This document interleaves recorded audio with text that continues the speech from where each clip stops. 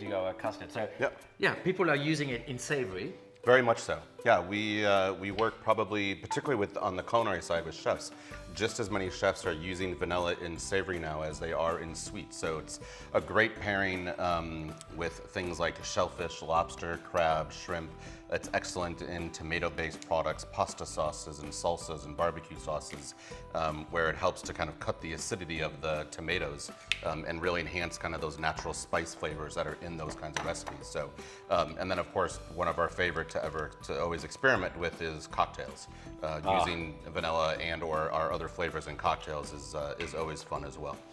Well, if you need any volunteers, I'm always there when it's cocktail needed. Other main thing I've learned when I went there as well is, which completely throw all my old recipes on all my recipe books, is to add the actual extract or the bean paste to the finished product, the cold product, so you don't destroy the flavor of the vanilla or the complexity. That's a really good tip.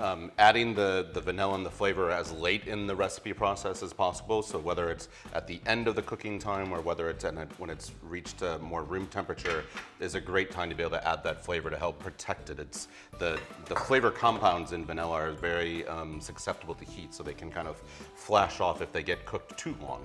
Right, so we got egg yolks for our custard here, custard sugar, golden custard sugar, corn flour. There we go. So a little bit of the hot milk into the hot to cream. Kind of temper the egg yolk. That's it. And now back in the whole mixture. And back to the heat. Stir it together. Just gonna cook it gently till it starts to coat the back of the spoon like this. You can see this is already done. So I'm just gonna swish it off, pass it through a sieve. We're gonna let it to cool down, and then, as we said, a generous serving of the bean paste into it. How much do you think we should go for it? He's gonna save the whole jar, so you want me to buy another one? Well, not the whole, yeah, exactly. So 2 teaspoons. Sure, that sounds good to me. Lovely and sticky. It is. Oh, and you can smell it straight away. Can you still smell it? I can still smell it, Yeah. yes. There we go. The perfect pairing. A hot out of the oven, classic tarte tatin. Well, okay, maybe the cinnamon is a little bit of novelty, but apart of that, that's what a tarte tatin should be all about. And a very creamy and naughty, pure vanilla bean paste custard.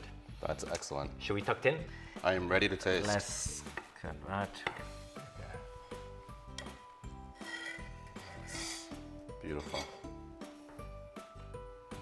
On the side or on the top? A little drizzle on the top. A little drizzle on the top. I get the first bite? Oh yeah. Such a nice combination together. The cinnamon, the apple, the crunch of the puff pastry, and then the creaminess and the vanilla hit. It's amazing. Well done, Eric. Thank you so much today. I hope you enjoyed the recipe as well. Remember, the full recipe will be on bakingmad.com. Don't be afraid. Go online, get that tarte tatin tin, and keep baking. Well, keep baking mad. We carry on eating.